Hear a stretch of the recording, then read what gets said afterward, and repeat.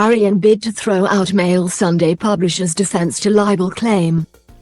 The Duke of Sussex has brought a bid to have the publisher of the Mail on Sunday's defense to his High Court libel claim thrown out. Harry, 38, is suing Associated Newspapers Limited, (ANL), over an article about his separate legal proceedings against the Home Office regarding security arrangements for himself and his family when they are in the UK. The story was published online and in the newspaper in February 2022 under the headline, "Exclusive: How Prince Harry Tried to Keep His Legal Fight with the Government Over Police Bodyguards a Secret." Then, just minutes after the story broke, his PR machine tried to put a positive spin on the dispute. ANL is contesting the claim, arguing the article expressed an honest opinion and did not cause serious harm to his reputation. The Duke's challenge against the Home Office concerns a decision of the Executive Committee for the Protection of Royalty and Public Figures, (RAVOC), over his security in February 2020. After being told he would no longer be given the same degree of personal protective security when visiting. Harry's legal team for the judicial review argue the security arrangements set out in a letter from RAVOC and their application when he visited the UK in June 2021, were invalid due to procedural unfairness because he was not given an opportunity to make informed representations beforehand. However, lawyers for the Home Office previously said RAVOC was entitled to reach the decision it did, which is that Harry's security arrangements will be considered on a case-by-case basis. At a preliminary hearing in the libel claim on Friday, the High Court in London heard the Duke's bid to strike out ANL's honest opinion defence or grant judgment in his favour on it. Justin Rushbrook KC, for Harry, said the Mail on Sunday articles purported to reveal, in sensational terms, that information from court documents filed by the Duke contradicted public statements he had previously made about his willingness to pay for police protection for himself and his family whilst in the UK.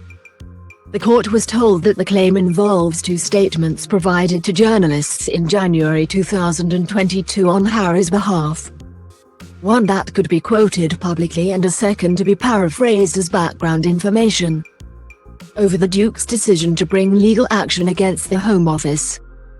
The court heard that in the public statement, Harry and his family were described as unable to return to his home due to the lack of police protection needed in the UK. The statement, which was covered by the PA news agency, continued, "The Duke first offered to pay personally for UK police protection for himself and his family in January of 2020 at Sandringham. That offer was dismissed. He remains willing to cover the cost of security, as not to impose on the British taxpayer." Mr. Rushbrook said in written submissions that ANL's defence to the libel claim rests upon two provably false premises relating to the statements. The first was a suggestion that the Duke had allegedly made a false claim over his willingness to pay for police protection in the UK, while the second was he had allegedly stated his case against the Home Office was over a refusal to let him pay for this security. Mr. Rushbrook told the court, "It's absolutely obvious that this statement makes no claim that the claimant made an offer to RAVOC or the Home Office or that his judicial review proceedings were to challenge a refusal to accept it."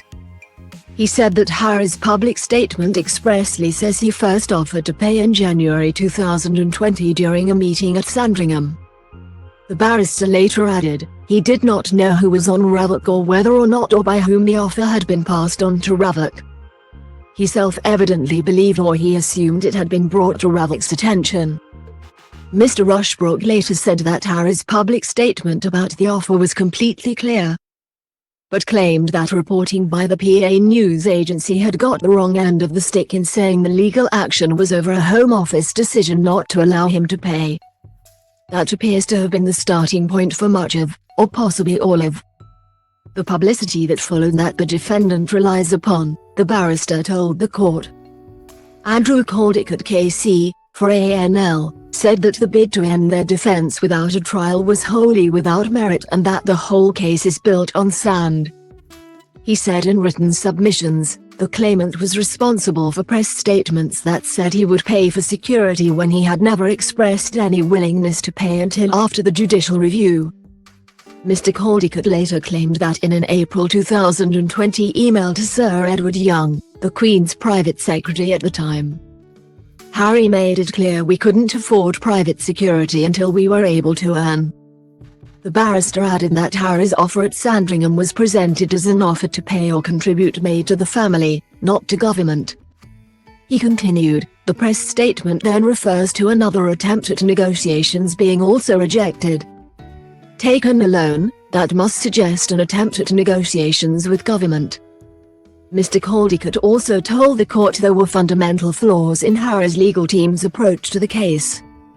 It would be extraordinary if large swathes of the media had a collective misreading of the press statement, Mr. Caldicott continued.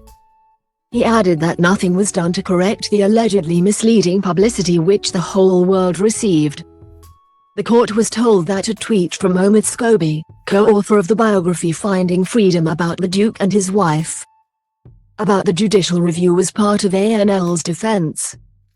The barrister later said that the PA news agency, formerly known as the Press Association, did get the right end of the stick in its coverage. Mr. Caldicott said, if the Press Association's conclusion was bonkers, then it may be that the honest commentator should ignore it. The hearing concluded on Friday afternoon, with Mr. Justice Nicklin giving a ruling at a later date.